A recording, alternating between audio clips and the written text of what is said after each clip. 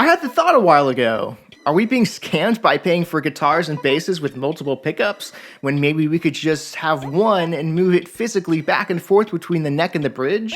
A curious culmination of a 5-string to 6-string conversion on its own, I was still maybe displeased by how the sliding effect turned out on this monstrosity, and there were other improvements I thought could be made.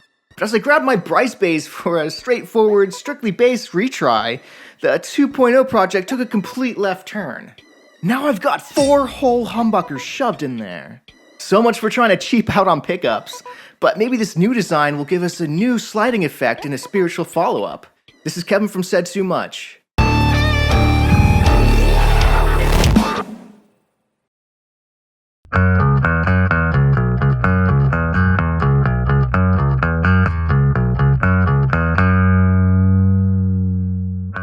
Thinking I was going to use a new sliding mechanism and cavity to eliminate that scratching sound that the EMG picked up the first time, I started at the same place, removing that big chunk straight in between the original cavities using a drill and Dremel.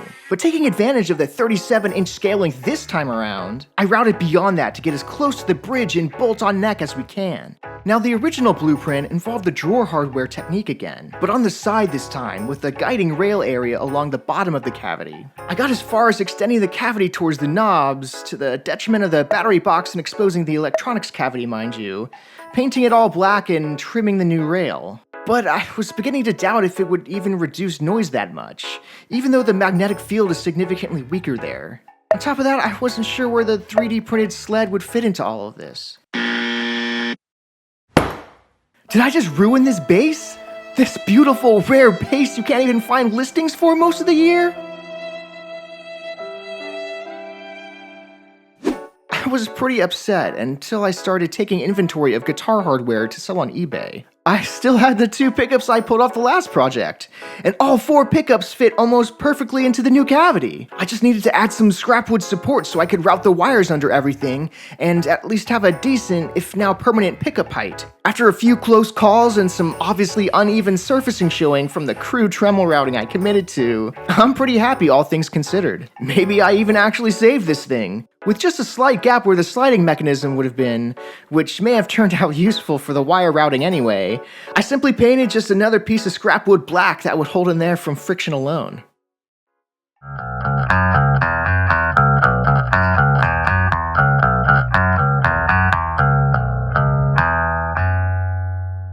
Stringing it all up, there's only one thing left to do: figure out how to wire this thing. The bass already had one blend balance knob that let you slide between those pickups at inverted levels, so I thought, why not just double up on that idea? Meaning I would add 2 more knobs in the hopes that I would split them into pairs of 2.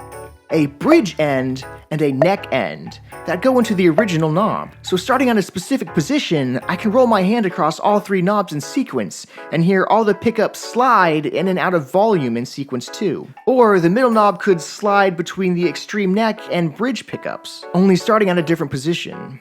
It might be more tedious work than just having one knob to blend all of them, but I have no idea how I would even begin to wire that. If you electrical engineers out there want to speak up. Instead of making 2 new holes for these 2 new knobs, I opted to just pop out the universal volume and passive active switch for now, just tucking them away in the cavity instead of trying to figure out any additional wiring. I'm probably leaving the electronics cavity readily exposed anyway, because I'm sure I'm going to have to poke around on some poor solder joints later. I bought just some simple blank blend pots and had to figure out all the minute wiring. And man, it was a pain. This is some of the ugliest soldering I've ever had to do. Now I know why the original pot took the easy route hooked up to a PCB.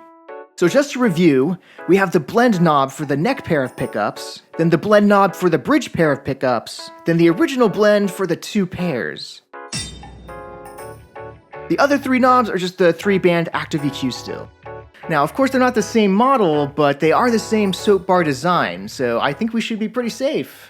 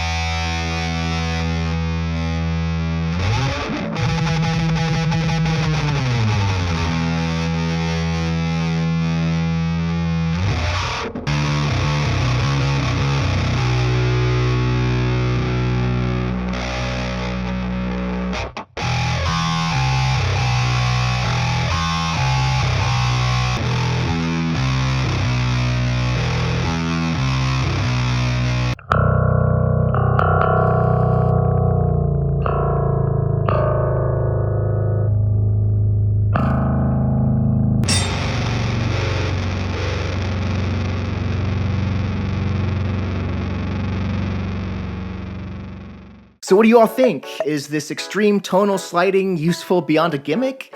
How often do you actually switch between pickups in the first place? It would probably be curious to just try to simulate this effect in a wah pedal. I know companies like Line 6 have experimented with pickup position modeling on their Variax guitars, something that's always been on my wish list. Maybe you guys know more about it than me. It shouldn't be too much more complicated than some EQ curves, should it? What would a pickup at the 12th fret sound like? Or positioned at a strategic harmonic? So hopefully I was able to convince you that I saved this bass, and you all can enlighten me where to go from here. Or if I should just go back to the drawing board on the sliding idea. Be sure to check the description for updates to stay caught up if you're watching this a couple months into the future though. For now though, enough said. For early video access, raw instrument tracks, and more exclusives, find our community on Patreon and consider adding your support. Said so much.